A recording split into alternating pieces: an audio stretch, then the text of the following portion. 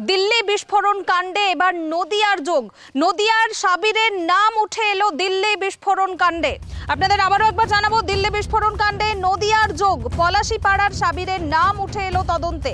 বড় নলদহের বাসিন্দা সাবির আহমেদ, তিহার প্রেসিডেন্ট জেলে বন্দি সাবির আহমেদ জেলে বসেই ভারত বিরোধী ও জঙ্গি মতাদর্শ প্রচারের অভিযোগ উঠেছে তার বিরুদ্ধে। বৃহস্পতিবার রাতে ফয়সাল আহমেদকে আটক। সাবিরের ভাই ফয়সালকে এসটিএফ আটক করেছে।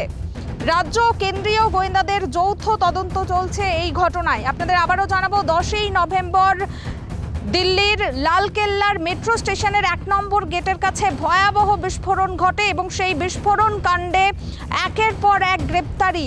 এখনো পর্যন্ত সেই ঘটনায় 13 জনের মৃত্যু হয়েছে, আহত হয়েছেন বহু মানুষ। একের পর এক চিকিৎসক যোগ থাকার অভিযোগ উঠছে এই ঘটনায়। আর এবার পলাশীপাড়ার সাবিরের নাম উঠে এলো এই তদন্তে। দিল্লি বিস্ফোরণ কাণ্ডে নদিয়ার যোগ। পলাশীপাড়ার সাবিরের নাম উঠে এসেছে তদন্তে। বড় নলদহের বাসিন্দা সাবির আহমেদ তিহার প্রেসিডেন্সি জেলে বন্দি, জেলে বসেই ভারত বিরোধী ও জঙ্গি মতাদর্শ প্রচারের অভিযোগ উঠেছে তার বিরুদ্ধে।